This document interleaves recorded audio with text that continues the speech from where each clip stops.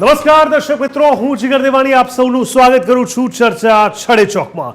દર્શક મિત્રો, ચર્ચા છડે ચોકમાં આપણે રોજ બરોજ એક એવા વિષય સાથે ચર્ચા કરતા હોઈએ છીએ જે સીધે કે આડકત રીતે આપણે સ્પર્શતા હોય તે મુદ્દાથી આપણે સ્પષ્ટ રીતે કન્સર્ન હોય. આજે આપણે વાત કરીશું સ્વચ્છતાને લઈને. અને સ્વચ્છતાની વાત આવે તો ગુજરાતમાં સૌથી પહેલાં વાત આપણે અમદાવાદની કરવી રહી, અને અમદાવાદની વાત આવતી હોય તો પછી સાબરમતી નદીને કેવી રીતે ભૂલી શકાય. સાબરમતી નદી કે જે અમદાવાદની એક ઓળખ છે, અને આ ઓળખ હવે કહી શકાય કે એક વિશેષ ઓળખ બનાવવા તરફ જઈ રહી છે. પરંતુ પ્રોઝ એન્ડ કોન્સ તમામ વસ્તુના હોય છે. આજે આપણે ફરી એકવાર ચર્ચા કરીશું કે સાબરમતી નદી આટલી દૂષિત કેમ થઈ. આને હવે જ્યારે પ્રદૂષિત થયેલી નદીને સાફ કરવાની વાત થઈ રહી છે તો હવે આગળ શું નવું થઈ શકે એમ છે, શહેરીવાસીઓને શું નવું પ્રાપ્ત થઈ શકે એમ છે, અને નદી માટે આપણે સૌ ભેગા થઈને શું કરી શકીએ એમ છે. કરીશું આ મુદ્દા પર વાત ચર્ચા છડે ચોક.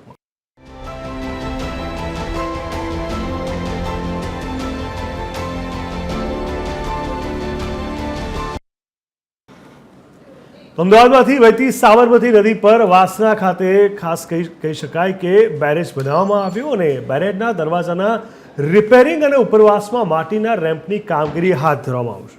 જેના માટે થઈને રાજ્યના સિંચાઈ વિભાગ દ્વારા સાબરમતી નદીને સંપૂર્ણ ખાલી કરવામાં આવી. આ કામગીરી 12 મેથી 5 જૂન સુધી ચાલશે, જેની શરૂઆત થઈ ચૂકી છે. એટલે કે 12 મેથી 5 જૂન દરમિયાન વાસણા બેરેજના દરવાજાના મરામતની કામગીરી કરાઈ રહી છે. Sabarmati riverfront development corporation limited એક યાદીમાં જણાવે છે કે વાસણા બેરેજમાં બંધ સુરક્ષાને ધ્યાનમાં રાખીને ચોમાસા પૂર્વે કરવાના થતા મરામતના કામના ભાગરૂપે દરવાજાનું પણ સમારકામ કરાશે, અને અત્યારે આ કામ ચાલુ છે. 12 મેથી 5 જૂન સુધી આ કામ આખું થશે. આ ઉપરાંત વાસણા બેરેજના ઉપરવાસમાં જે માટીનો રેમ્પ બનાવવાની કામગીરી હાથ ધરવાની હોવાથી નદીને સંપૂર્ણ ખાલી કરવાની જરૂર હોવાની પણ વાત છે, જેની કામગીરીનો 10 મેથી પ્રારંભ થઈ ગયો. અને આ સમય દરમિયાન અમદાવાદ મ્યુનિસિપલ કોર્પોરેશન તેમજ સાબરમતી રિવરફ્રન્ટ ડેવલપમેન્ટ કોર્પોરેશન દ્વારા નદીના પટને સાફ કરવાની કામગીરી હાથ ધરાઈ રહી છે. નદીના પટને સાફ કરવાની આ કામગીરી જન ભાગીદારીથી કરાઈ રહી છે, અને આ કામગીરીને પગલે સુભાષ બ્રિજથી લઈને વાસણા બેરેજ સુધીની આ તમામ ભાગનો વિસ્તાર લગભગ ખાલી થઈ ચૂક્યો છે. સુભાષ બ્રિજ નજીક જો વાત કરીએ તો સાબરમતી નદી પર બુલેટ ટ્રેનનું કામગીરી પણ ચાલી રહી છે, જેથી કહી શકાય કે ત્યાંથી આગળના નદીથી બ્રિજથી લઈને વાસણા બેરેજ સુધીનો આ ભાગ ખાલી કરી દેવાયો. દેશની 13 સૌથી પ્રદૂષિત નદીમાં સાબરમતીનો સમાવેશ છે, એ આપણે ભૂલવું ન જોઈએ. આપણે સૌ જાણીએ છીએ કે આપણું ગૌરવ છે, આપણને પસંદ છે, આપણી ઓળખ છે, પણ હા, પ્રદૂષિત નદીમાં તે ઉચ્ચ સ્થાન પર જ્યારે હોય તો એના પર કામ થવું પણ એટલું જ આવશ્યક હતું. આપણે બિલકુલ સાચું સાંભળ્યું. દેશની 13 સૌથી પ્રદૂષિત નદીમાં સાબરમતીનો સમાવેશ થયો. જાણકારોના મત મુજબ સાબરમતી નદી બાયોકેમિકલ ઓક્સિજન ડિમાન્ડના લેવલના ગ્રેડમાં બીજા નંબરે છે, એટલે કે તે અતિ ભયજનક છે, અને તેનું પાણી પીવા લાયક તો બિલકુલ નથી રહ્યું. લોકો જળ પ્રદૂષણના કારણે મોટી સંખ્યામાં બીમાર પણ થઈ રહ્યા છે. સાબરમતી નદીની સફાઈમાં લગભગ કહી શકાય કે 500 ટન કચરો મળ્યો. આનાથી આપણને એ ખબર પડે છે કે સાબરમતી નદીને પ્રદૂષિત કેવી રીતે કેટલા સમયથી કેટલા લોકોએ કરી હશે.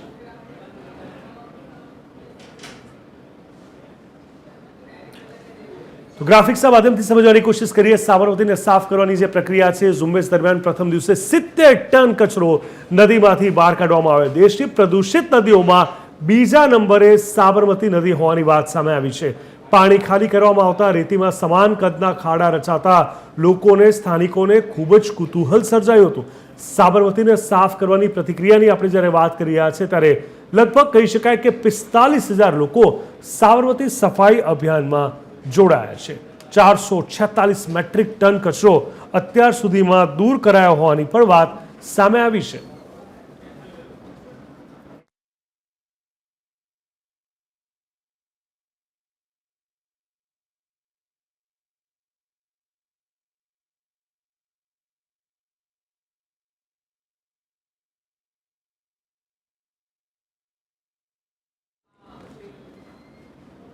સાબરમતી નદીની વાત થઈ રહી છે. અમદાવાદ મહાનગરપાલિકાના સાબરમતી સ્વચ્છતા અભિયાનમાં રાજ્યપાલ આચાર્ય દેવવ્રત પણ જોડાયા હતા.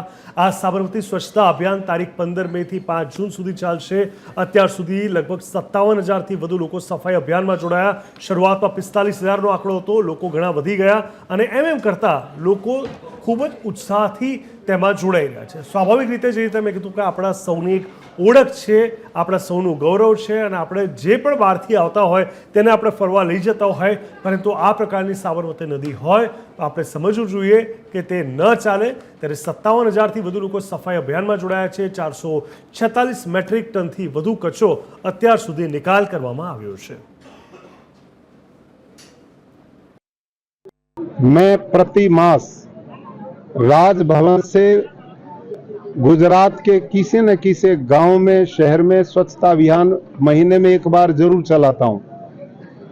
तो मैंने भी समाचार पत्रों से इस स्वच्छता अभियान को पढ़ा, तो आज मैंने निर्णय लिया कि इस समय गुजरात विद्यापीठ का मैं चांसलर हूं, तो वहां के सब छात्र छात्राएं भी इस कार्यक्रम में सम्मिलित हों, वहाँ के वाइस चांसलर महोदय इसमें सम्मिलित हों और हम सब ने आज इस स्वच्छता अभियान में हिस्सा लिया. તો ચર્ચા છળે ચોકને આગળ વધારીએ. આપણી સાથે TV13ના સ્ટુડિયો પર ઉપસ્થિત છે જતીનભાઈ શેઠ, જેઓ વિશ્લેષક છે. જતીનભાઈ, ખૂબ ખૂબ સ્વાગત છે આપનું. સાથે જ વાસુદેવભાઈ પટેલ, જેઓ પણ રાજકીય વિશ્લેષક છે. વાસુદેવભાઈ, આપનું પણ સ્વાગત છે. અને સાથે જ સંજયભાઈ દવે, જેઓ TV13ના પત્રકાર છે. સંજયભાઈ, આપનું પણ સ્વાગત છે. જતીનભાઈ, આપણાથી શરૂઆત કરવા માંગીશ. આપે જોયું હશે કે સાબરમતીની જ્યારે વાત આવે, ઇનફેક્ટ અમદાવાદની વાત આવે, ત્યારે જે નામ સામે આવે એમાં સૌથી પહેલાં સાબરમતી નદીની વાત થતી હોય છે. એક સમય હતો કે સાબરમતી નદી ડેવલપ નથી થઈ, છતાં પણ ઓળખ હતી, છતાં પણ લોકો પસંદ કરતા હતા. અને હવે જ્યારે કહી શકાય કે રિવરફ્રન્ટ બન્યો, ત્યારબાદ એ આકર્ષણનું કેન્દ્ર બની ગઈ. પરંતુ કહેવાય ને કે ઇન્ફ્રાસ્ટ્રક્ચર ઘણીવાર કેટલું મજબૂત હોય, ઇન્ટિરિયર ડિઝાઇન ખૂબ જ સરસ હોય, પણ અંદર મકાન ઘણું ખોખલું હોય, એના કારણે શોર્ટ સર્કિટ, વાયરિંગ, આગ લાગવાના ઘણા બધા બનાવ બનતા હોય છે. સાબરમતી નદીમાં એવી જ કંઈક સ્થિતિ થઈ. બાહ્ય દેખાવ તો આકર્ષક થઈ ગયો, પરંતુ આપણે ચૂકી ગયા, ભૂલી ગયા કે નજરઅંદાજ કરી દીધું કે નદી જે પોતે સાબરમતી નદી તરીકે ઓળખાય છે, એની ઓળખ છે, એ નદી જ કેટલી પ્રદૂષિત થઈ ગઈ એ કદાચ ધ્યાનમાં ન આવ્યું. જો કે હવે આખરે એ આવી પણ ગયું છે. આખી આ પ્રોસેસ છે ને આટલી પ્રદૂષિત થઈ છે, અને હવે જે સાફ સફાઈ અભિયાન ઝુંબેશ હાથ ધરવામાં આવ્યો છે, આખી પ્રક્રિયાને કેવી રીતે જુઓ છો? દેવાંગભાઈ, સાબરમતી નદી પર જે રિવરફ્રન્ટ જે છે એને આપણે વિકાસનું સોપાન કદાચ માનીએ છીએ, પરંતુ તમને અને દર્શક મિત્રોને ખાસ જાણવું જોઈએ કે યુરોપમાં અને યુએસએમાં આવા જે નદીને રોકનારા જે કન્સ્ટ્રક્શન થાય છે એ હવે તોડવામાં આવે છે. એટલે ઇવન અમેરિકામાં પણ, યુએસએમાં પણ ઘણા બધા ડેમ તોડવામાં આવે અને રિવરફ્રન્ટ પણ તોડવામાં આવે છે. એટલે યુરોપમાં ને સવાલ એ છે કે જે એન્વાયરમેન્ટવાળા છે, પર્યાવરણવાળા, એમને ત્યાં એમનો અવાજ સંભળાય છે અને આપણે એક જુદી ખોટી દિશા પકડી છે. એટલે એક વાત થઈ. બીજી વાત એ કે આ જે નદી, જે સાબરમતી નદીનું જે છે એ સફાઈનું જે ચાલે છે એવું જે જાહેરાત છે, એ મારી દૃષ્ટિએ સાબરમતી નદીનું નહીં પણ રિવરફ્રન્ટનો કહી શકાય. કારણ કે સાબરમતી નદી તો, અને તે પણ ચોક્કસ 9 કિલોમીટરનો જે વિસ્તાર છે જેમાં ક્રૂઝ ચલાવવાની છે, એની સફાઈ થઈ રહી છે. અને આ એક એન્ટરટેનમેન્ટ પ્રોજેક્ટ બની ગયો છે. એટલે સાબરમતી નદી જે છે એનો જે સાબરમતી નદીનો જે વાસણા બેરેજ પછીનો ભાગ છે અને 120 કિલોમીટર સુધી જાય છે અરેબિયન સીમાં મળવા મળે, ખંભાતના અખાતમાં. ત્યાં તો હાલત કેટલી ખરાબ છે. ઇન્ડસ્ટ્રીયલ પોલ્યુશન, એફ્લુઅન્ટ, અને અમદાવાદ શહેરનું જે સુએજ છે, ગટરનું પાણી, એ અનટ્રીટેડ ઓલમોસ્ટ. એટલે હાઈકોર્ટમાં પિટિશનમાં પણ જાહેર થયું છે કે એની ટ્રીટમેન્ટ થતી નથી. આ જે પાણી છે એ તો ભયંકર દુર્ગંધ મારતું પાણી છે. 120 કિલોમીટરની લંબાઈમાં એના પર વસેલા ગામો, એની હાલત ખરાબ છે. જે સફાઈનું થઈ રહ્યું છે ચોક્કસપણે આવકારદાયક છે, એનું ના નહીં, અને એ પણ લોક ભાગીદારીથી થઈ રહ્યું હોય તો એ આવકારદાયક ચોક્કસ કહી શકાય. સવાલ એ છે કે આટલી બધું ગંદુ પાણી કેમ છે? તો જે છે ગટરના, જે આપણે સ્ટોર્મ વોટર છે એમાં ગટરના કનેક્શન આપેલા હોય, અને એ હાઈકોર્ટમાં પણ વારંવાર જાહેર થયું છે, છતાં પણ કેમ અમદાવાદ મ્યુનિસિપલ કોર્પોરેશન રોકી શકતું નથી. અને જે દાંડીકૂચ બ્રિજ છે, ચંદ્રભાગા પુલ, એની નીચે તમે જુઓ તો લગભગ 15 ફૂટનો વેળો છે, જે એમ માનવામાં આવે છે કે સુએજ ટ્રીટમેન્ટ આપ્યા વગરનું એસટીપીનું પાણી આવે છે, ગંધ મારતું પાણી હોય છે, અને એ રિવરફ્રન્ટમાં આવે છે. તો એ જો તમે રોકો નહીં અને આ બધાની વ્યવસ્થા ના કરો, તમારી જો ટ્રીટમેન્ટ ના આપો, સુએજ ટ્રીટમેન્ટને જે ટ્રીટમેન્ટ આપવી જોઈએ એ તો આપણા ત્યાં અપાતી નથી. હાઈકોર્ટમાં પણ એ જાહેર થઈ ગયું છે કે આપણા ત્યાં સુએજ ટ્રીટમેન્ટ પ્લાન્ટ કામ જ નથી કરતા. તો આના જે સોલ્યુશન શોધવા જોઈએ. આ એક આ જે છે એવા ચોક્કસ આવકારદાયક છે, પણ આ મારી દ્રષ્ટિએ ગતકડાથી વધારે વિશેષ નથી. 5 વર્ષ પહેલાં પણ આપણે કર્યું હતું, 5 વર્ષ પછી ફરી સફાઈ કરી રહ્યા છીએ. તો આટલી બધી ગંદકી કેમ થાય છે? આવી ગંદકી જે થતી હોય તો એના કારણો વિચારવા જોઈએ અને ખરેખર એના સાચા અર્થમાં એક્શન લેવા જોઈએ, જે મારી દ્રષ્ટિએ લેવાતા નથી. એટલે બહુ જ આ આવકારદાયક હોવા છતાં પણ ખૂબ હર્ષ પ્રેરક નથી, એવું મારું કહેવું છે. બિલકુલ બિલકુલ ચોક્કસથી. એટલે કહી શકાય કે આપણે સૌ એ જે શરૂઆતમાં મેં તમને વાત કરી કે ભલે આપણે એને ગર્વથી જોતા હોય, આપણી ઓળખ તરીકે જોતા હોય, પણ ઝુંબેશ અભિયાન ખૂબ સરસ ચાલી રહી છે. પણ આનો અંત ક્યારે? કારણ કે આપણે સૌ જાણીએ છીએ કે કોઈ પણ પ્રોસેસ એ હંમેશા કન્ટિન્યુએશન પ્રોસેસમાં ના હોય તો અવારનવાર એ દૂષિત થાય છે. એ નદી હોય, કોઈનો વિકાસ હોય, વ્યક્તિત્વની વાત હોય, એટલે એના પર સતત રાબેતા મુજબ કામ થતું રહેવું જોઈએ. વાસુદેવભાઈ, શું કહેશો? આપણે જોઈએ, આપણે એક બાજુથી ખુશ થઈએ છીએ કે 446 મેટ્રિક ટનથી વધુ કચરો આપણે નીકાળ્યો, પણ આપણે એ ભૂલી જઈએ છીએ કે કચરો કોને નાખ્યો, વારંવાર કઈ રીતે આવ્યો, કેમ નાખવામાં આવતો હતો. શું એ આપણે ધ્યાન નહોતા રાખી શકતા? એ ધ્યાન ના, કારણ કે ત્યાં ડેકોરેશન થતું હતું, લાઇટિંગ થતી હતી, પણ એ નદી જે આપણી ઓળખ હતી એ પ્રદૂષિત થતી હતી, એ કોઈના ધ્યાનમાં નહોતું આવતું. આપણે ત્યાં એવું કહેવાય છે ને કે માંદા પડીને દવા ખાવીને પછી સાજા થવું એના કરતાં નિરોગી રહેવાની જે પ્રક્રિયા છે એ તમે કરો તો માંદા પડવાની જરૂર જ ના પડે.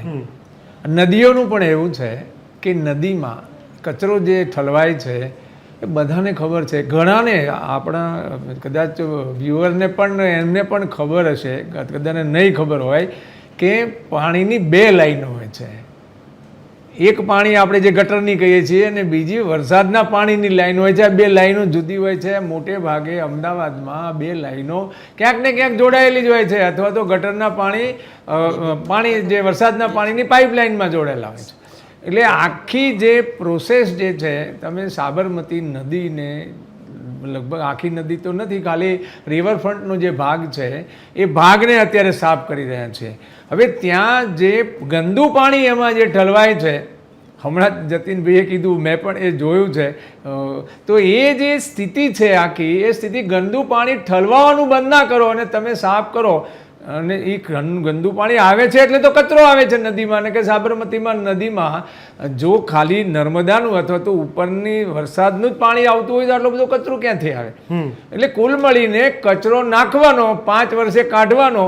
એટલે કચરો જે નાખે છે, સમસ્યા ગંદકી થવાની એ છે કે ગટરના પાણી એક તો વરસાદી પાણીના લાઈનમાં જવા ના જોઈએ, અને એ પાણી જે ગટરના સાબરમતી નદીમાં જે ઠલવાય છે ગંદા પાણી, એ તો બધાને ખબર છે કે એને રોકવાનું કામ સોંપાયેલું છે ને સરકારી તંત્ર પાસે, કોર્પોરેશનના તંત્ર પાસે. એ ગટરના પાણી નદીમાં ન છોડાય, એ ટ્રીટમેન્ટ પ્લાન્ટમાં જાય અને ટ્રીટ થયેલું પાણી બહાર આવે. પણ એ વ્યવસ્થા ગોઠવાતી નથી. શું કામ નથી ગોઠવાતી? તો જેને આ દેખરેખ રાખવાની છે એ જે પાણી આવવા દે છે એની પાસે જાય છે કે બોલ ભાઈ પાણી બંધ કરવું છે. ઓલો કે પાણી બંધ નથી કરવું, અને આ લઈ જા તું હપ્તો, એટલે ઓલો પૈસા આપી દે છે ને પેલો ઓલા ઘરે જઈને હોઈ જાય છે ને એને એ એક્શન નહીં લેવા માટે એના માટે સજાના કોઈ પ્રાવધાન નથી. એટલે બિન જવાબદેહી જે તંત્ર છે, જે હું ઘણા સમયથી કહી રહ્યો છું, એને કારણે કાયદો છે ને એને હાથ પગ મગજ કશું ના હોય. કાયદોને હલાવનાર જે તંત્ર છે, કાયદો લગાડે નહીં ને ત્યાં સુધી કોઈને, માની લો કે જેને કાયદો અડે છે એને શું થાય છે? તો કાયદો કેજરીવાલને અડાડ્યો, હાચકો ખોટો, જેલમાં ગયો, સિસોદિયા જેલમાં ગયા, હેમંત સોરેન જેલમાં ગયા, અમિત શાહ જેલમાં ગયા. તમે જુઓ લાઈન છે. એટલે મૂળ શું છે કે કાયદો અડાડવાનું કામ જેની પાસે છે એ આમાં નથી અડાડતા. એટલે પાણી ગંદા ઠલવાય છે, 5 વર્ષ સુધી ઠલવાય અને પછી એને ઉલે છે તો કે અભિયાન એક છાપવામાં આવે, નદી સાફ કરવાની વાત કરે, પછી અમારા જેવા ના છૂટકે કહેવું પડે કે બહુ સારું કામ છે. પણ એ બગાડ્યું એનું શું? અથવા તો જે બગાડી રહ્યા છે એની ઉપર એક્શન કેમ નથી લેવાતા? એટલે કુલ મળીને આખી જે પ્રક્રિયા છે પ્રદૂષણની પ્રક્રિયા, અને નદીઓના જે પ્રદૂષણ છે દુનિયામાં, લગભગ દુનિયાના મોટા ભાગના દેશોમાં તમે નદીના પાણી જોશો તો ભારતની નદીઓ જેટલા ગંદા પાણી પ્રદૂષિત પાણી કોઈની નદીઓમાં નહીં હોય.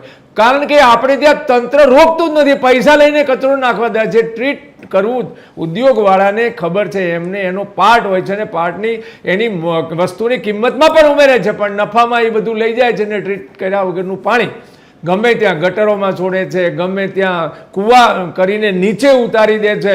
અને કેમિકલનો ઉદ્યોગ એવો ઉદ્યોગ છે કે એમાં તમે જેટલું બલ્કમાં વધારે કરો, ખાલી તમારે એની જે વેસલ્સ છે એ જ મોટા રાખવા પડતા હોય છે.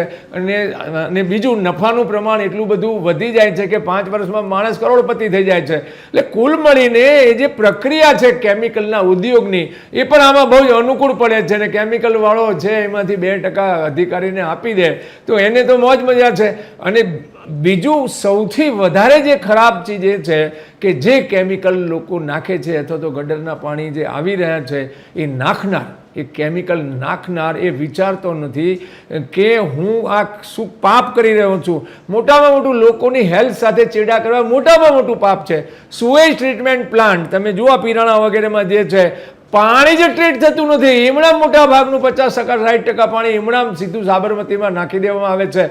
125 કિલોમીટરની લાંબી નદી મહેસાણા બેરેજ પછીની આખી પ્રદૂષિત છે. એટલે કુલ મળીને સાબરમતી સાફ કરવાની જે વાત થાય છે એવું કહીને છે કે 8-10 કિલોમીટરનો પટ્ટો છે, એમાં જે કચરો આવી ગયો છે કચરો કાઢશે, અને ત્યાં એમને કંઈ આ નૌકા વિહારનું કંઈ ને કંઈ કરવાનું જે વિચારે છે એમાં કંઈ ને કંઈ ઓલી થાય એવું મને લાગે છે કે એક શોબાજી છે. તમને હું યાદ કરાવું કે 2014 પહેલાં સફાઈ નામનો શબ્દ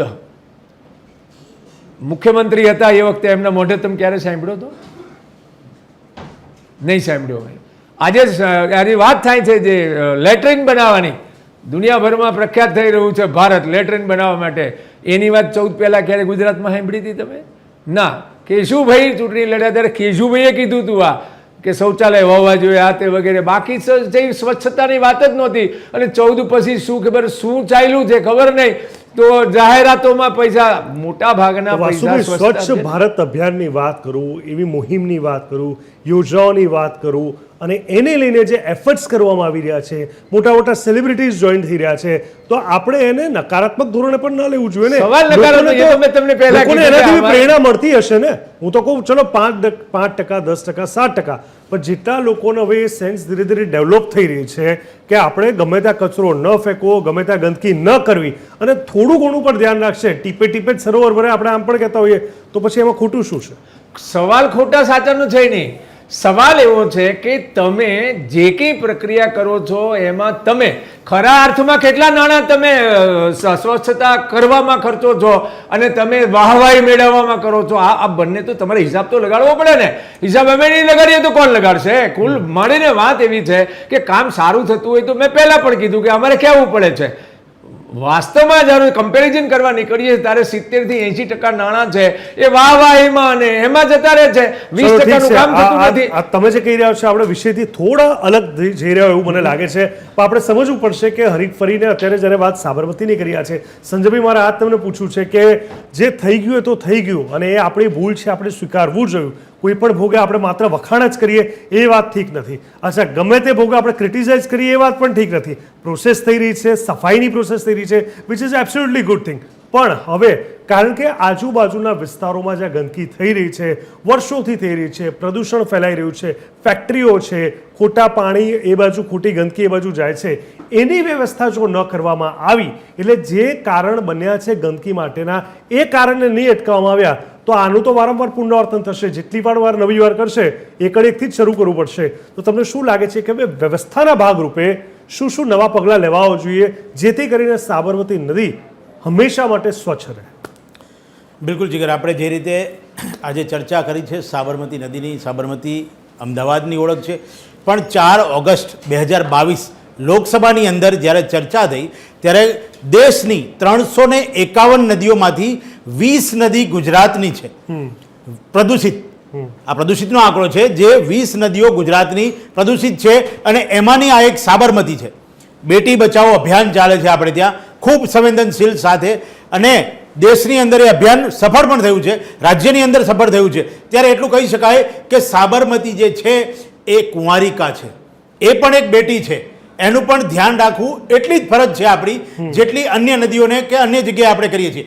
અભિયાનની શરૂઆત થઈ, આજે રાજ્યપાલ પણ જોડાયા છે, 40થી 45,000નો આંકડો આપણે જાણ્યો કે જનતા પણ જોડાઈ છે, મુહિમ સારી છે. પણ જે રીતે જતીનભાઈએ કહ્યું એ રીતે કે આ સફાઈ સમગ્ર સાબરમતી નદીની છે કે પછી નક્કી કરાયેલા અમુક વિસ્તારની છે, રિવરફ્રન્ટની છે કે એ જે ડેવલપ કરવાનું છે એટલા વિસ્તારની છે? કારણ કે જો એટલા જ વિસ્તાર પૂરતી આ સ્વચ્છતા અભિયાન જો રહેશે તો કદાચ આપણું જે વાક્ય છે આજનું પ્રોગ્રામનું કે સાબરમતી સ્વચ્છ ક્યારે, ખરેખર ખરા અર્થમાં આખી સાબરમતી નદી ક્યારે સ્વચ્છ થશે? કારણ કે સ્વચ્છતા સમગ્ર નદીની જો હોય તો વેલ એન્ડ ગુડ છે, આવકાર્ય છે, એની સાથે સાથે આખા રાજ્યની જનતા પણ જોડાશે.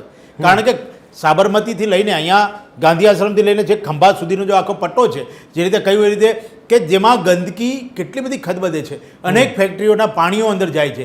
જીપીસીબી ગુજરાત પોલ્યુશન બોર્ડ શું કરે છે, એને કેમ રોકતું નથી? અચ્છા, આ જે સફાઈ થાય છે એ સફાઈ પણ કેટલો ટાઈમ રહેશે એની પણ કોઈ ગેરંટી નથી. તો સફાઈ કરો, કોઈ પણ યોજના કરો, એની પાછળની ટીમ, એના પાછળનું સર્વેલન્સ અને એના પાછળ જે જાણકારી અને એના પાછળ જે ધ્યાન રાખવું પડે એ જો મહત્વપૂર્ણ કડક રીતે નહીં કરવામાં આવે તો કદાચ આવા અભિયાન ઉપર આંગળી ઉઠશે અને સવાલ પણ ઉઠશે.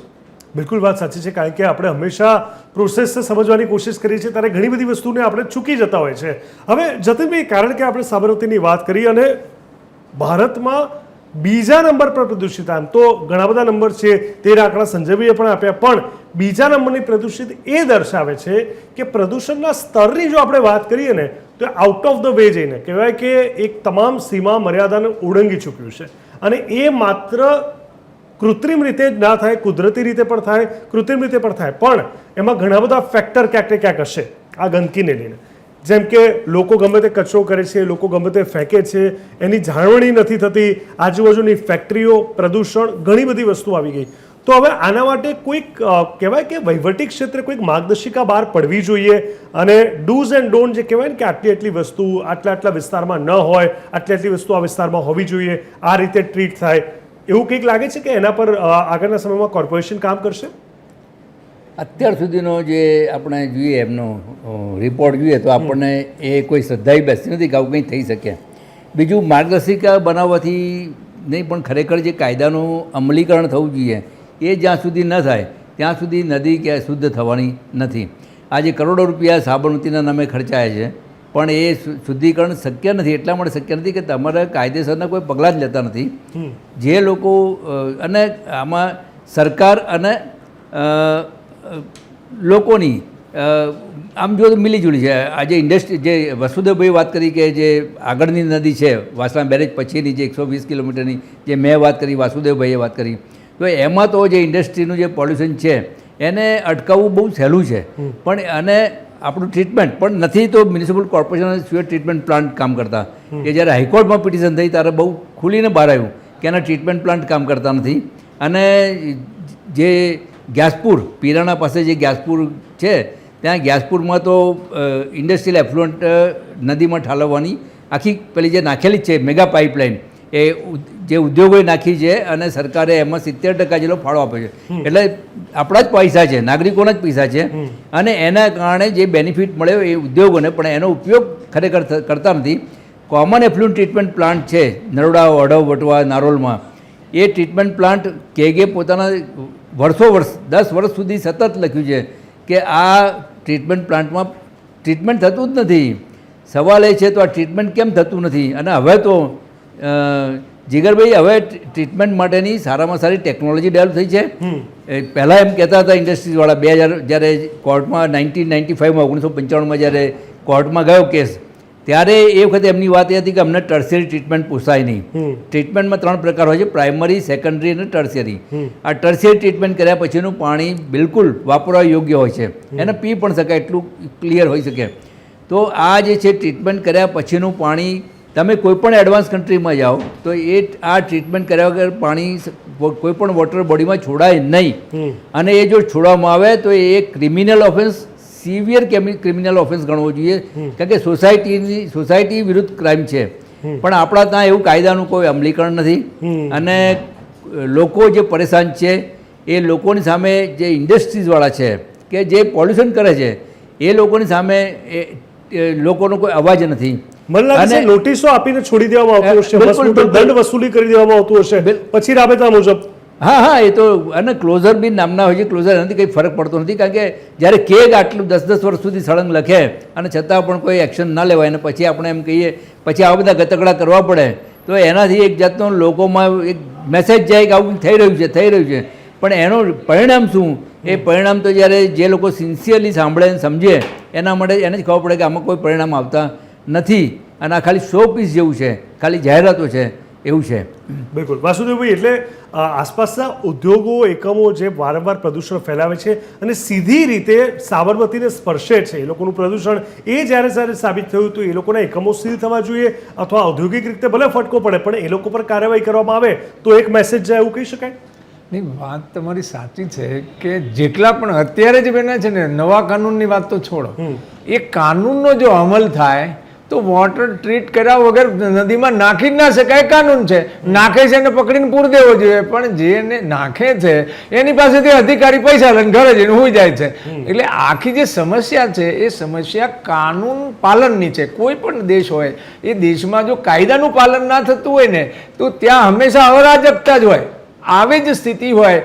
આને બદલવાનો એક જ રસ્તો છે કે આ જે વ્યવસ્થામાં કાયદાનું જે શાસન છે એ શાસન થવાનું જે કારણ જે છે અત્યારે નથી થતું જે કાયદાનું પાલન, એનું કારણ છે આમની પાસે વિવેકવાળી સત્તાઓ છે, વિવેકાધીન સત્તાઓ કહેવાય આને. એ તંત્ર પાસે છે, ચૂંટાયેલા માણસો પાસે છે, એટલે એને કારણે એ લોકો પોતાની ફરજ બજાવવામાં કંઈ ચૂકી જાય તો એને સજા નથી થતી. ખરેખર તો ઇન્ડિયન પિનલ કોડ છે ને, આપણે કંઈ કરીએ તો આપણે કેમ સજા થાય છે નક્કી જ હોય છે. આવું કર્યું હોય તો આ સજા થાય, આવું કર્યું તો આ સજા થાય. એમ એક ઇન્ડિયન સર્વિસ કોડ હોવો જોઈએ અને એમાં આ ભૂલ જો સરકારી માણસ કરે તો એને આટલી સજા, આ ભૂલ કરે તો એને 10 વર્ષની સજા, આ ભૂલ કરે તો એને 5 લાખનો દંડ.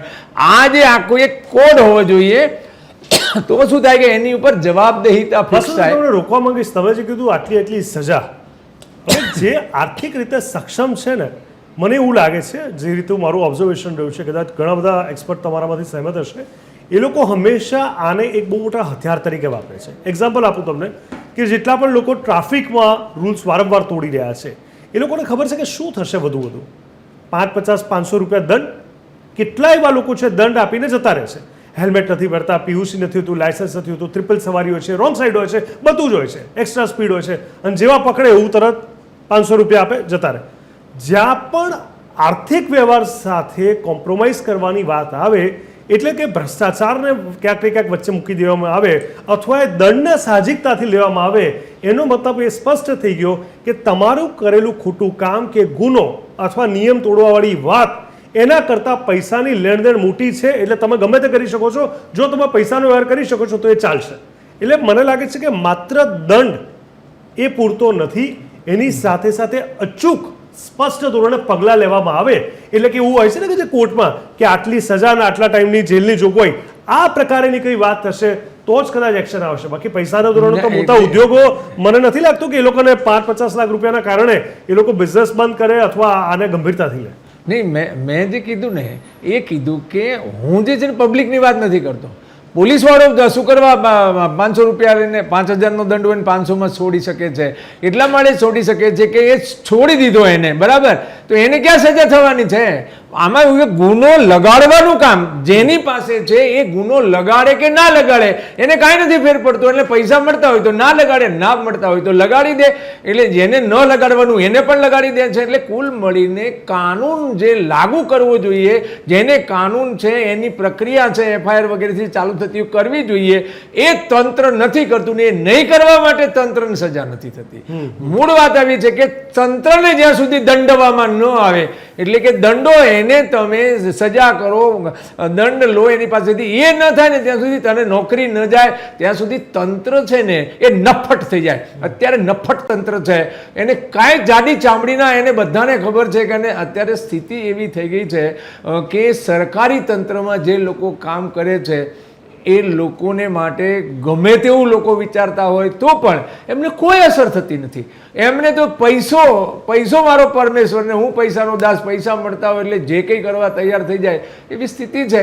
એટલે દેશમાં જ્યાં સુધી વર્તમાન વ્યવસ્થા, જો ઘણી વખત એવું પણ કહું છું કે ભગવાન આવે ને તો એ સુધરે નહીં. હા, પહેલા વ્યવસ્થા સુધારે તો જ સુધરે, કારણ કે આપણને જે કંઈ દોષો દેખાઈ રહ્યા છે ને એ વ્યવસ્થાત્મક દોષ છે, વ્યક્તિગત નથી. જો વ્યક્તિગત દોષ હોય ને તો જેટલા સજા કરાવીને દંડ થવો જોઈએ. હેલ્મેટ ન પહેરાય બધાને જો સજા થતી હોય તો હેલ્મેટ જે છે ને એ વ્યવસ્થાનો દોષ ના કહેવાય, એ વ્યક્તિગત. એટલે અત્યારે વ્યવસ્થાના દોષે હેલ્મેટ પહેરો કે ના પહેરો, 100 જણામાં 75 જણાએ હેલ્મેટ નથી પહેરેલી હોતી, આપણે જોઈએ છીએ. તો એ કાયદો પડે જ નહીં કોઈ દાડો. એટલે મૂળ શું છે કે કાયદા એટલા અને એવા જ હોવા જોઈએ કે એનું 100% પાલન થાય. પાલન ન કરનાર દંડ આવવો જોઈએ. આ નથી થતું, એની આ સમસ્યા છે. સંજયભાઈ, પહેલગામની જે દુઃખદ ઘટના ઘટી હતી અને એ કનેક્ટિંગ ડોટ્સને આપણે જો આગળ વધારીએ તો ઘણી બધી પ્રક્રિયાઓ થઈ અને એના ભાગરૂપે આપણે જોયું કે જેટલા પણ ગેરકાયદેસર લોકો હતા એ બધાને ત્યાંથી કાઢવામાં આવ્યા. એમાં જ્યારે વાત અમદાવાદની કરીએ તો ચંડોળા વિસ્તાર પર આવું છું, અને ચંડોળામાં પણ ગેરકાયદેસર તમામ લોકોને ડેમોલિશન જે રીતે કરવામાં આવ્યું હતું આપણે જોયું, અને એની સાફ સફાઈ અત્યારે થઈ રહી છે. કેટલા લાખો કહી શકાય કે એકરોનો જગ્યા ખાલી કરી અને બધા જ કહી શકાય કે કાચા પાકા મકાનો ખાલી કરીને એક સાફ સફાઈ અભિયાન ત્યાં પણ થઈ રહી છે અને ત્યાં એને ડેવલપ કરવાની પણ વાત થઈ રહી છે. હવે આ તો કેવી વાત થઈ કે ચંડોળા આટલી ગંદકીથી ધબધકતું હતું અને એને રીડેવલપ કરવાની પ્રોસેસ પણ એક જ છે, અને સાબરમતી સાફ સુથરી આટલી એટ્રેક્ટિવ રિવરફ્રન્ટ જેને નામ આપી દેવામાં આવ્યું હતું એને પણ પ્રોસેસ કરવામાં આવી રહી છે. એટલે અંદરખાને તો બધું ખોખલું છે એ જ વાત સાબિત થઈ. આપણે એ નથી સમજી શકતા કે પ્રક્રિયાની અંદર ક્યાં ક્યાં ચૂક છે. જેમ કે સાબરમતી રિવરફ્રન્ટના નામ પર કરોડો અરબો ખર્ચાઈ ગયા, સમય વીતી ગયો, વોટ અપાઈ ગયા અને શું નથી થયું. ઘણી બધી મોટી મોટી ઇવેન્ટ થઈ ગઈ, પણ ક્યારેય નદીની અંદર ઝાંખીને કોઈએ ના જોયું કે આ નદી આટલી પ્રદૂષિત છે, જેના પર આપણે સ્ટીમરમાં ફરીને આપણે મજા લઈએ છીએ, જેમાં આપણે ફોટોઝ વાયરલ કરી રહ્યા છે. તો આનો મતલબ શું રહેશે? કારણ કે આપણે ક્યાંક ને ક્યાંક સમજવું પડશે કે ફોરેન કન્ટ્રીઝની અગર હું વાત કરું તો કોઈ પણ તમે જતા રહો બીચ ઉપર, એ લોકોના જે દરિયા, પાણી, લેક જે બી કહો એ એટલા સાફ હોય છે કે ત્યાંથી લોકો પાણી બી પી શકે છે. હું એવી આશા નથી રાખતો, આપણું વાતાવરણ, આપણી પોપ્યુલેશન એમાં શક્ય નથી, હું માનું છું, પણ આટલી ગંદકી, આનો શું મતલબ? બિલકુલ જીગર, જે રીતે વિદેશની વાત કરીએ છીએ, વિદેશ સાથે સરખામણીની વાત કરીએ છીએ, સાબરમતીનો સવાલ તો અત્યારે આવ્યો. ગંગા અભિયાન જે શરૂ કર્યું હતું, ગંગા સ્વચ્છતા અભિયાન કરોડોનું, જેની અંદર નિમાયતી એક આખી કમિટી, એક આખો વિભાગ, પણ છતાં પણ આજે જે ને તે જે જગ્યાએ હતું ત્યાં જ છે. વાત કરીએ તો ટ્રીટમેન્ટની વાત કરી જતીનભાઈએ, વાસુદેવભાઈએ, કે પાણીની અંદર ટ્રીટમેન્ટ થવી જોઈએ ને એ પાણી યોગ્ય રીતે લાયક બનવું જોઈએ. વાત કરીએ આપણી બાજુમાં બરોડાની અંદર 2000 COD વાળું પાણી શહેરની અંદર, લોકોની આસપાસ, લોકોના જીવનમાં, ખરેખર પ્રદૂષિત નદી એ જનતાને અંદર રોગ ફેલાવાનું, એને પ્રદૂષિત વાતાવરણ કરવાનું અને લોકોને બીમાર કરવાનું બહુ મોટું કારણ છે. એની અંદર જો સ્વચ્છતા ન રાખીએ, ધ્યાન ન રાખીએ તો 2400 કરોડ જેટલા બજેટ, અને એ GPCB ગુજરાત પ્રદૂષણ નિયંત્રણ બોર્ડ, જેની અંદર અનેક અધિકારીઓ છે. આપણે વાત કરી કે ક્લોઝર નોટિસ આપવામાં આવે છે. આપણા સૂત્રોની જો વાત માનવામાં આવે તો ક્લોઝર નોટિસો આપ્યા પછી કંપની પાસે સેટિંગના પણ ચર્ચાઓ ચાલી છે, અને એ જે વ્યક્તિ દમદાર મલાઈવાળું કવર આપે છે તેને ત્યાંથી ક્લોઝર નોટિસ હટાવવામાં આવે છે. તો આ રીતે જે રીતે તમે કહ્યું, અને તમારો પણ સવાલ એ જ હતો કે શું આપણે નોટિસ આપીને કે ક્લોઝર નોટિસ આપીને આ રીતે જ આપણે એ રીતે નિયમન કરીશું, શું કડક પગલાં નહીં લેવાય? તો ખરેખર કડક પગલાં લેવાની જરૂર છે, કારણ કે જ્યાં ક્લોઝર નોટિસ આપવી પડે છે ત્યાં ખરેખર એનું ફોલોઅપ લેવું જોઈએ. એ વ્યક્તિમાં કોઈ સુધારો આવ્યો કે નહીં, એના કારણે નદીમાં જે ઠલવાતો હતો કચરો એ બંધ થયો કે નહીં, આ પ્રકારની જો નિયંત્રણ નહીં લાદવામાં આવે, કોઈ રીતે કડક નિયમ કરવામાં નહીં આવે તો પ્રદૂષણ વધતું જશે. અને આ રીતે જે કામગીરી ચાલે છે એ કામગીરીની મહેનત પણ લેખે નહીં લાગે. કારણ કે આજે તમે કહ્યું કે ગુજરાતના રાજ્યપાલ મહામહિમ પોતે આ અભિયાનમાં જોડાય, એમને જે કચરો ઉપાડ્યો એ ક્યાંથી, કોના ઘરમાં ને કઈ ગટરમાંથી આવ્યો હશે, એમના હાથથી એમને કચરો ઉપાડ્યો છે. નાની વાત નથી, જનતા જોડાઈ છે, જનતા આ સફાઈમાં જોડાય છે. સૌ પોતપોતાનું ઘર, આંગણું અને પોતાનો વિસ્તાર સાફ કરે ત્યાં સુધી ઠીક છે, પણ નદીની અંદર, એટલે એનો અર્થ કે જ્યારે મુહિમ શરૂ કરીએ છીએ ત્યારે લોકો તો સ્વભોગે જોડાય છે, પણ એ અભિયાનને ક્યાં સુધી પૂર્ણ રીતે કરવું, એ અભિયાનને છેક સુધી પહોંચાડવું, એનું ધ્યાન તો ખરેખર પ્રશાસને રાખવાનું હોય. અને ત્યાં પ્રશાસન કાચું પડે ત્યારે માધ્યમોની અંદર એના સમાચારો ફેલાય છે, એ લોકો ચર્ચા કરે છે અને જનતાની અંદર એની નારાજગી આવે છે. એટલે જ્યાં સુધી કડક કાર્યવાહી નહીં કરાય ત્યાં સુધી આ બધું ગતકડા કહેવાશે, ગમે તેટલી ઊંચી કામગીરી કરી હોય. બિલકુલ બિલકુલ વાત સાચી છે, કારણ કે આપણે જે રીતે સંજયભાઈએ વાત કર્યું કે આ ઉપર છેલ્લું જ્યારે કામ થતું હોય છે એનો અંત હંમેશા ઉપર છેલ્લો જ હોય છે. દેખાવમાં ઘણું સારું લાગતું હોય છે પણ પરિણામ ક્યારેય સારું નથી હોય. જતીનભાઈ, હવે સૌથી મોટી જવાબદારી અહીંયા કોની બનશે? કારણ કે મોનિટરિંગ હવે બહુ જરૂરી છે, ફરી આનું પુનરાવર્તન ન થાય અને આવી સાફ સફાઈ ન કરવી પડે એટલા માટે. સાફ સફાઈ ખોટું નથી, પણ સાફ સફાઈ કરવી પડશે કારણ કે આટલી ગંદકી છે એ ખોટું છે. તો જતીનભાઈ, કોર્પોરેશનની મોટી જવાબદારી, સરકારની મોટી જવાબદારી, આસપાસના તમામ ઉદ્યોગોની મોટી જવાબદારી, પબ્લિકની, આને જો આપણે નંબર વાઇઝ જોવા જઈએ તો તમે કેવી રીતે બાયફેક્ટ કરવા માંગશો? સૌથી પહેલી જવાબદારી તો હું માનું છું આપણા જે ચૂંટાયેલા લોકો છે, હા, જે એક વહીવટીતંત્ર જે છે એ વહીવટ સારી રીતે કરે એ જોવાની ફરજ એ આપણા ચૂંટાયેલા લોકોની છે. આપણા વતીએ પ્રતિનિધિ તરીકે ગયા છે. આપણા જો આપણા બંધારણની મુજબ સમજીએ પછી આપણું પ્રતિનિધિત્વ કરે છે કે નહીં એ અલગ વાત છે, પણ ખરેખર એ આપણા પ્રતિનિધિ તરીકે ગયેલા છીએ અને વહીવટીતંત્ર પર એમનો કંટ્રોલ હોવો જોઈએ. એના બદલે બન્યું છે શું કે બંને વચ્ચે નેક્સસ થયું છે, બંને જોડાઈ ગયા છે.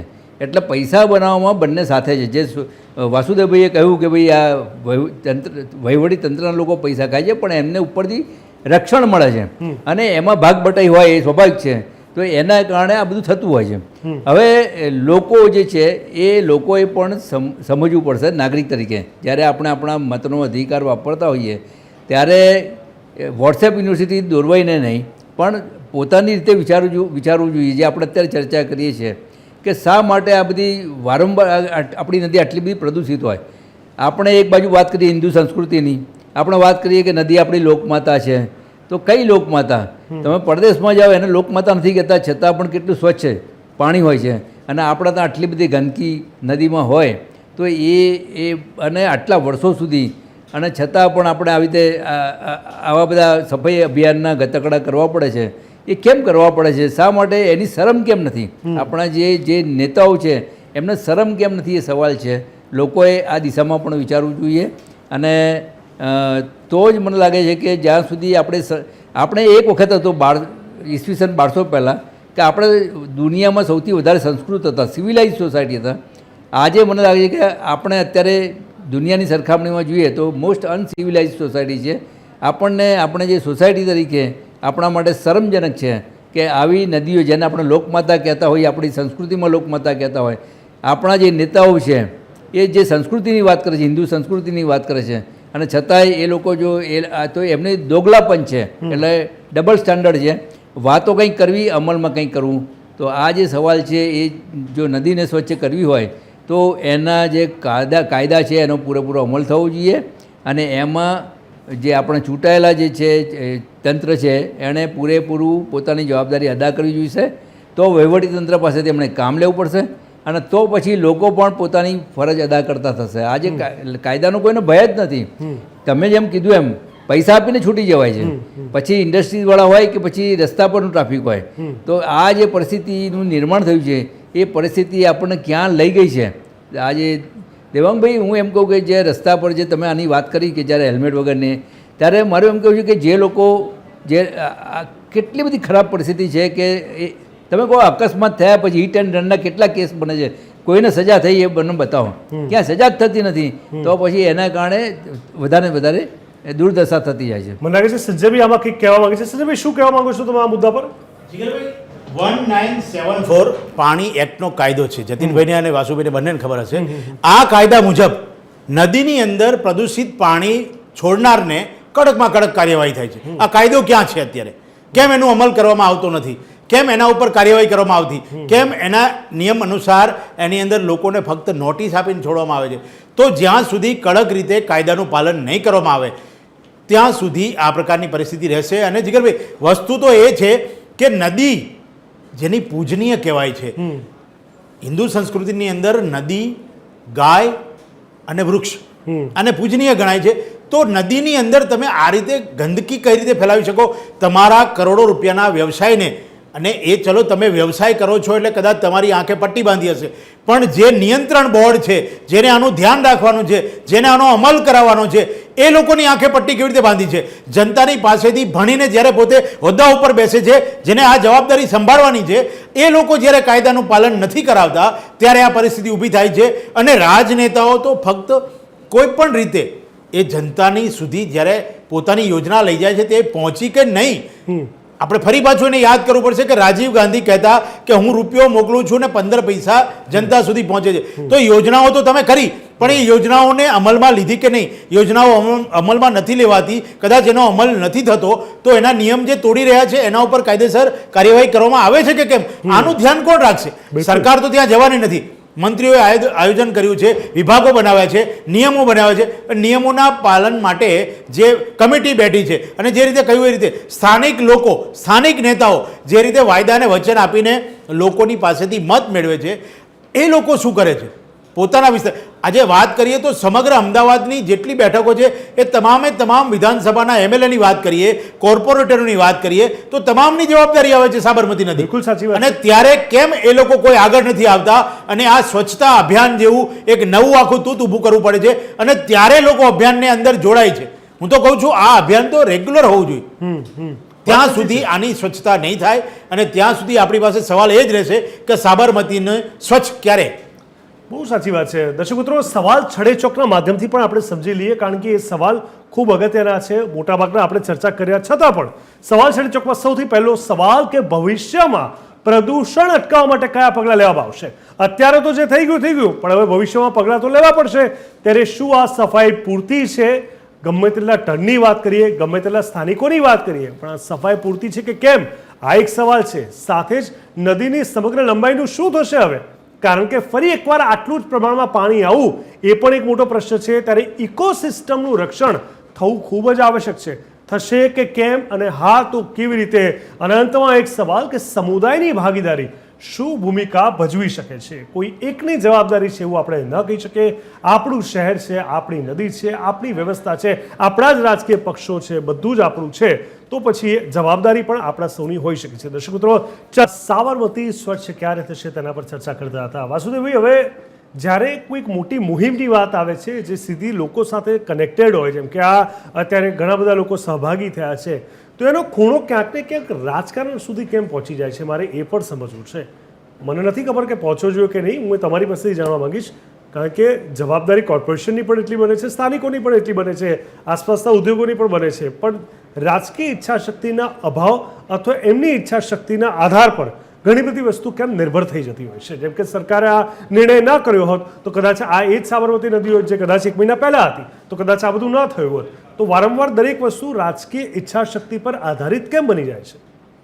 કેન્દ્રમાં રાજકીય પક્ષ છે, દેશમાં સત્તાનું જે કેન્દ્ર છે એ આપણે જેમ જતીનભાઈએ કીધું એવી રીતે એમએલએ એમપી જે છે એ જે પ્રતિનિધિના રૂપમાં જે જાય છે એ સત્તાનું કેન્દ્ર છે અને એના ઉમેદવારો નક્કી કરવાનું કામ રાજકીય પક્ષ કરે છે. એટલે રાજકીય ઈચ્છા જે કામ કરે છે એટલા માટે એવું થાય છે. પણ એ તો એનું જ તો નામ વ્યવસ્થા છે ને. એ વ્યવસ્થા તો એટલે હું તમને 1947 થી ચાલતી આવી છે. હા, એટલે હું એ જ કહું છું તમને. હું જે કહી રહ્યો છું કે કાયદાનું શાસન હોય તો આ સમસ્યા ના થાય.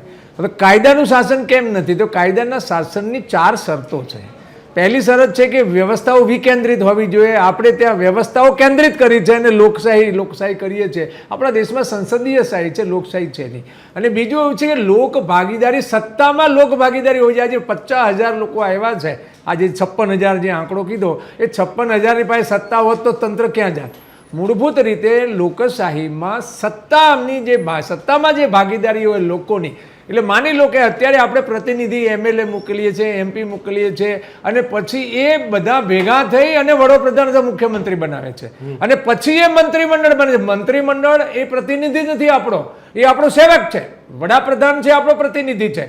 તો એ જે સેવક વડાપ્રધાન સેવક બનાવે એને બદલે પ્રજા ચૂંટણીથી જ જો સેવકો બનાવે, પ્રધાન મંડળો રચે, પ્રધાન મંડળો, તો શું થાય કે સત્તા લોકોના હાથમાં રહે અને એ સેવકને પાછો બોલાવવો હોય તો બોલાવી શકે, દંડવો હોય તો દંડી શકે, એ યોગ્ય રીતે કામ ના કરતો હોય તો એને ટૂંકો પકડી શકે. કારણ કે લોકોની પાસે સત્તા હોય તો.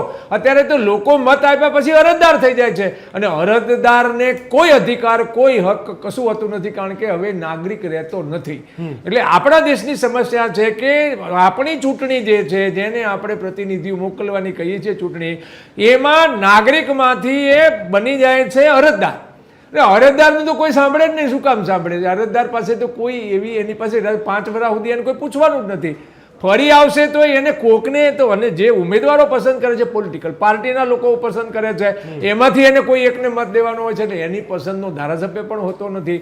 એટલે આ જે ક્રિટિકલ કન્ડિશન દેશમાં પેદા થઈ છે એમાંથી નીકળવાનો માર્ગ છે એ એક જ માર્ગ છે કે લોકોએ સત્તા હાથમાં રાખી અને મંત્રીમંડળો ગામમાં પહેલા ગામનું મંત્રીમંડળ બનાવે, પછી બૂથના લોકો જ્યાં ચૂંટીને જ્યાં તાલુકાનું બને, એક પંચાયત 5000ની હોય તો એમાંથી ચૂંટીને ગયેલો પછી પ્રેક્ટિકલી ફિઝિબલ છે કે નહીં વાસુદેવભાઈ આપણે સમજવું પડશે. વ્યવસ્થા બદલવી એ, અને તમે જે કીધું એક્ઝામ્પલ કોઈ કન્ટ્રીમાં છે નહીં, કારણ કે આપણી આ લોકશાહી છે, લોકશાહીના ઢબ. હું કહું છે એવું છે કે જે નાના દેશો છે અમે લેયરની જરૂર નથી હોતી. આજે નેધરલેન્ડ છે, ફિનલેન્ડ, દુનિયાના જે આપણે નાના દેશ નથી ને આજે પણ છે. આપણે 150 કરોડની વસ્તી છે, આપણે એ રીતે બી જોવું પડશે. આપણે પણ લેયર કરી શકાય ને.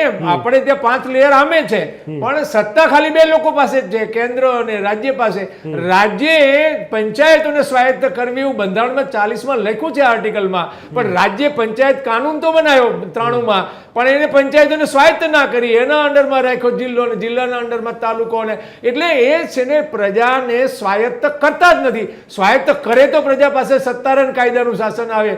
જરૂરી લોક ભાગીદારીની શેમાં છે? સત્તામાં જરૂરી છે. અને જે દિવસે આ વ્યવસ્થાઓ બદલાશે એ દિવસે આ દેશમાં કોઈ નેધરલેન્ડ કરતાં પણ સારો દેશ બની શકે એવી આ દેશની માનસિકતા છે. પણ લોકોને પૈસા ભ્રષ્ટાચારમાં નાણાં રિશ્વત ચૂકવા સિવાય કામ થતા જ નથી. એટલે લોકોએ પણ દેવા પડે છે. અને ઘણા લોકો તો હું એવા સાંભળું છું કે લોકોનો જ વાંક છે, લોકો આપે પણ પેલો કરતો નથી એટલે લોકો આપે છે. કોઈને પૈસા ભ્રષ્ટાચાર લાંચમાં દેવા ગમતા નથી હોતા, પણ પરિસ્થિતિ એવી, દેશની વ્યવસ્થાઓ એવી સર્જાણી છે. અને આ વ્યવસ્થા જે છે એ વ્યવસ્થાને કારણે સાબરમતી પ્રદૂષિત થાય છે. હવે જો જ્યાંથી પાણી નીકળે છે, કે ગરનાળું કીધું એમને, બરાબર, આશ્રમ પાસે જૂનો પુલ છે ત્યાં, હવે ત્યાં સ્થાનિક લોકો છે એના ચાર્જમાં આવે, તો સ્થાનિક લોકો પાણી જવા જ ના દે તો પાણી ક્યાં જવાનું? એટલે જ્યાં સુધી વિકેન્દ્રિત વ્યવસ્થાઓ ના થાય ને લોકોના હાથમાં સત્તા ના હોય ત્યાં સુધી કેન્દ્રિત વ્યવસ્થા છે ત્યાં સુધી ભ્રષ્ટાચાર થવાનો, લાંચ લેવાની, આમાંનું કાંઈ થવાની કોઈ સંભાવના નથી. અને અધૂરામ પૂરું એમની પાસે વિવેક ધન સત્તાઓ છે, ડિસ્ક્રિશનરી છે, ડિલે કરી શકે, ડિસ્ક્રિમિનેશન કરી શકે. એટલે કુલ મળીને આખી વ્યવસ્થામાં જે ગોટાળો થાય, આ તો શું કે શાકમાં ઓલું કંઈ દાળમાં કંઈ કાળું છે, અને ભાઈ આખી દાળ કાળી છે, એની આ સમસ્યા છે. સંજયભાઈ, બ્રહ્મા વિષ્ણુ મહેશ આપણે કહેતા હોય છે કે શરૂઆત, પ્રોસેસ અને અંત, અને જ્યારે અંત આવે એના પછી ફરી એકવાર નવી શરૂઆત. કહેવાય ને કે દરેક અંત એક નવી શરૂઆત હોય છે. જેટલો પણ કચરો નીકળો, ઘણી બધી જગ્યાએ સિસ્ટમ એવી છે, વિદેશોમાં પણ એને રિસાયકલ કરી, એમાંથી પ્રોડક્શન કરી અને એમાંથી ડેવલપમેન્ટ થતા હોય છે. તો આ કચરાને કચરાના સ્વરૂપે ન જોઈ, જો ઇકો ટેકનિકલ સિસ્ટમને ડેવલપ કરી અને એને એક સાચી દિશામાં લઈ જવામાં આવે તો આ પણ આપણી સ્ટ્રેન્થ બની શકતી હોય છે. કન્ડિશન એટલી જ કે આપણી પાસે મશીનરી હોવા જોઈએ, ટેકનિકલી આપણે સાઉન્ડ હોવા જોઈએ અને આપણે પ્રોસેસ પર આગળ વધવું જોઈએ. તો આગળના સમયમાં તમને લાગે છે કે અત્યારે ફરી એકવાર જે આજે થયું છે એમાંથી કંઈક નવી શીખ સાથે સાબરમતી નવી ઓળખ ઊભી કરી શકશે? સાબરમતી નદીનું પાણી એટલું સ્વચ્છ જો ધારે તો લોકો કરી જ શકે છે કે લોકો જોવા આવે. તમને લાગે છે કે એ દિશા તરફ આપણે આગળ જઈ રહ્યા છીએ? બિલકુલ જીગર, જો વાત કરીએ તો આ પ્રકારનું આપણે સુએજ ફાર્મ જે છે ત્યાં આખો કચરાનો જે ઢગ હતો એની અંદર ટ્રીટમેન્ટ કરીને અત્યારે એને ખાલી કરી રહ્યા છે. કારણો બીજા હોઈ શકે, આપણે અને એ કારણોની અત્યારે ચર્ચા કરવી નથી. સાબરમતીની સ્વચ્છતાની વાત કરીએ છીએ તો એની અંદર પણ એક ટ્રીટમેન્ટ કરીને એનો પણ કંઈક અલગ રીતે ઉપયોગ કરવાનું આખું આયોજન થયું છે. એમ આપે કહ્યું એ રીતે આ કચરો છે એને ઘન સ્વરૂપનો અને એ રીતે અલગ તારવીને એને ખાતર કે એનું કોઈપણ પ્રકારનું બીજું વાતાવરણ કે એનું કોઈપણ પ્રકારનું બીજું ટ્રીટમેન્ટ કરીને એનો કરી શકાય. પણ અત્યારે સ્વચ્છતા મુખ્ય મુદ્દો છે. મને યાદ છે ત્યાં સુધી મેં એક જગ્યાએ વાંચ્યું હતું માધ્યમમાં જ કે 2014ની ચૂંટણી વખતે પ્રધાનમંત્રીશ્રીએ કહ્યું હતું કે સાબરમતી સ્વચ્છ છે, અને એ સ્વચ્છ છે તો આજે આ પરિસ્થિતિ છે એ પણ એમના ખ્યાલમાં હશે. 26 તારીખે આવવાના પણ છે ગુજરાતમાં, અને જ્યારે જ્યારે આવે છે ત્યારે કદાચ એની માહિતી પણ મેળવતા હશે. પણ એટલું ખરું કે અત્યારે આ જે ગંદકી છે અને એ ગંદકીની અંદર આ પ્રકારના વાતાવરણમાં કે આવી નદીઓના કિનારે ઉગતા શાકભાજી હોય, ફળફળાદી હોય કે ત્યાં કંઈ પણ પ્રકારનું જો આવું કોઈ પણ વસ્તુ ઉગતી હોય અને એ લોકો સુધી પહોંચે છે ત્યારે એના આરોગ્યને ખતરો થાય છે. અને એ આરોગ્ય બગડે છે એના માટે જવાબદાર કોણ? કારણ કે કરોડો રૂપિયા યોજનાઓમાં તમે નાખો છો, એની ટ્રીટમેન્ટ પાછળ નાખો છો, ખર્ચો છો. જ્યારે લોક ભોગે આ કાર્યો તમે શરૂ કરો છો ત્યારે જનતા તો તમારી સાથે જોડાય છે. એ જ જનતાના આરોગ્ય ઉપર જ્યારે સવાલ આવે છે ત્યારે જવાબદારી કોની? એટલે સ્વચ્છતા હોવી જરૂરી છે, કારણ કે સ્વચ્છતા નહીં તો નિરોગી નહીં, અને નિરોગી નહીં તો સમગ્ર વાતાવરણ પ્રદૂષિત. હમણાં તમે કહી રહ્યા હોય તો આપણે માધ્યમોમાં વાંચ્યું, આપણે ત્યાં ડિબેટમાં પણ જોયું કે કોરોનાએ ફરી પાછી દસ્તક દીધી છે. બિલકુલ, બિલકુલ. તો વાતાવરણ જ્યારે આવું પ્રકારનું તંગ થાય છે, જ્યારે દેશવ્યાપી અને દુનિયાવ્યાપી આ પ્રકારના રોગ ફરી પાછા માથું ઊંચકે છે, ત્યારે સ્વચ્છતા તો જરૂરી છે. કારણ કે પાણી છે એ રોગનું શરૂઆત, જેને કહેવાય કે જો પાણી સ્વચ્છ તો નિરોગી શરીર, પાણી ગંદુ તો બીમાર શરીર. એટલે આ પ્રકારની પરિસ્થિતિની અંદર સ્વચ્છતા જરૂરી છે, અને એ જલ્દી એ અભિયાન જે ઉપાડ્યું છે એ અભિયાન પૂર્ણ રીતે પૂર્ણ થાય એ પણ જોવાની તંત્રની જવાબદારી છે. બિલકુલ, બિલકુલ. સંજયભાઈ, જતીનભાઈ, વાસુદેવભાઈ, આપ સૌનો ખૂબ ખૂબ હૃદયપૂર્વક ધન્યવાદ સાબરમતી નદી અને તેની સાથે જોડાયેલી તમામ વાતોને શેર કરવા માટે. દર્શક મિત્રો, સાબરમતી નદી ફરી એકવાર કહીશ, આપણી ઓળખ અને આપણું ગૌરવ છે જ, પરંતુ એની સાચવણી આપણી પ્રાથમિક જવાબદારી હોવી જોઈએ. પાણી હંમેશા અમૂલ્ય છે. જો ઈચ્છાઓ પર ન ફરી વળે તો એ આપણે ક્યારેય ન ભૂલવું જોઈએ, અને આ પાણીની સાચવણી કરવી એ આપણી જ આવશ્યકતા, આપણી જ જરૂરિયાત અને આપણી જ ફરજનો એક હિસ્સો છે. આશા રાખીએ કે સરકારની આ મુહિમ સફળ થાય અને આગળના સમયમાં સાબરમતી એક નવી ઓળખ સાથે બહુ જ જબરજસ્ત એક નવી ઓળખાણ ઊભી કરે અને અમદાવાદ અને ગુજરાતનું ફરી એકવાર ગૌરવ બને, અને સ્વચ્છતા માત્ર સાબરમતીની બાકીની તમામ નદી માટે એક ઉદાહરણ બને, એવી આશા અપેક્ષા સાથે ચર્ચાશળી ચોકને અત્યારે સમાપ્ત કરીશ. દર્શક મિત્રો, ચર્ચાશળી ચોકમાં બસ આટલું જ. દેશ દુનિયા ગુજરાત રાજ્યની પળની વિગત અને સમાચાર માટે આપ જોતા રહો TV13 ગુજરાતી, હકથી ગુજરાતી. નમસ્કાર.